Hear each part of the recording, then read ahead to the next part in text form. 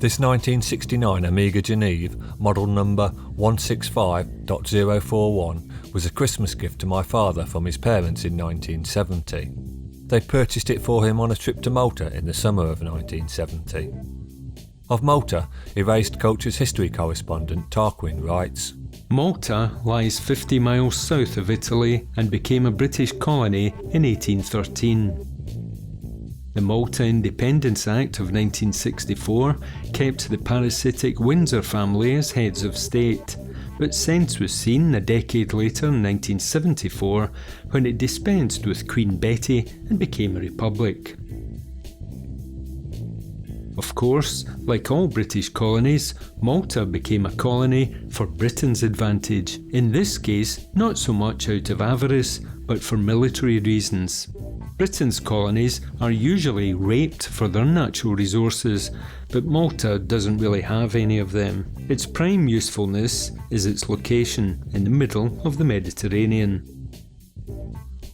The British left behind an increasingly rotten state, the sort of state where people have journalists blown up in their cars for asking awkward questions.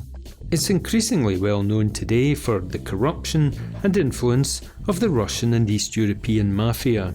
Here, you can legally buy yourself from the Maltese government an EU passport, a snip at €1 million. Handy if you need somewhere to hide in plain sight.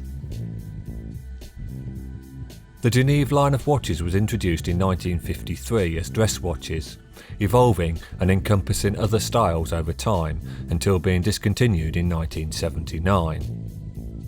Waterproof stamped on the caseback indicates this model has a sports rather than dress styling, reinforced by the sports exuding dial and dial furniture. Thank goodness Dad's never felt the need to trust the caseback statement, or his watch would resemble my much abused 1994 Seamaster, which has experienced more water ingress than a roofless building in Glasgow.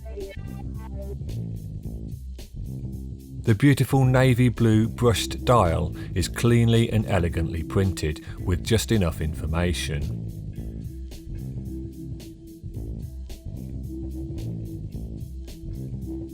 Dressing the dial are 12 identical black-centred, white-sandwiched applied indices, topped with a ball of loom. I adore these indices, even more so because their multifaceted splendour has not been despoiled by tacky chrome surrounds. Rotating the dial are loom-filled hour and minute hands, mostly white with a few millimetres of black towards the centre wheel pinion. Like the indices, the black and white contrast enhances the hand's interest.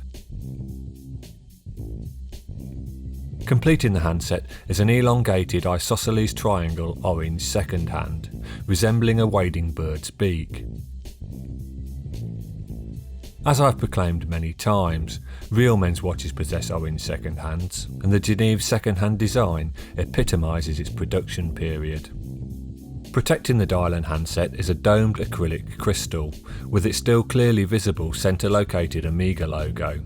The crystal would benefit from a jolly good polish. I'll get round to it at some point. Power is supplied by a calibre 552 automatic movement, first produced in 1958 and discontinued in 1969, according to ramf.de. It's a 24 joule no-date movement with an elegant black swan neck regulator ticking at 19,800 beats per hour, or 5.5 beats per second. Hand winding is present, but hacking not so, which is vexing when you're trying to capture the magnificent second hand in all its glory without blurring. Accuracy-wise, it's losing 40 seconds a day. I would adjust it, but don't wish to disturb the rust crystals on the regulator screw. I'll speak to Dad about having the movement cleaned.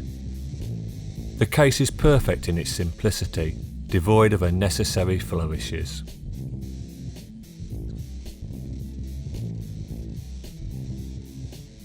I measure a diameter of 34mm, lug to lug 41mm, lug width 18mm, depth 11mm,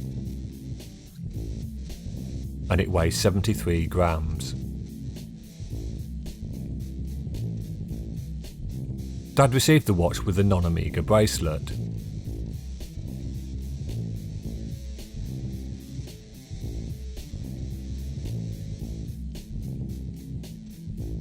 How it came to have this Kevin branded bracelet is a mystery.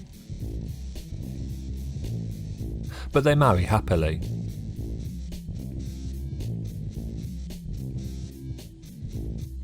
Goodness knows how you remove a link though.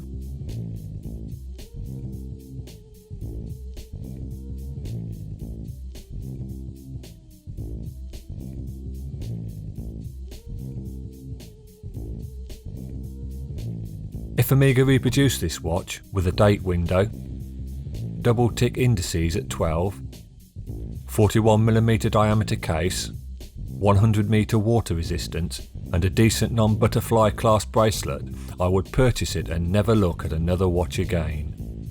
Unless it had long dark hair and a northern accent. Hello Penelope.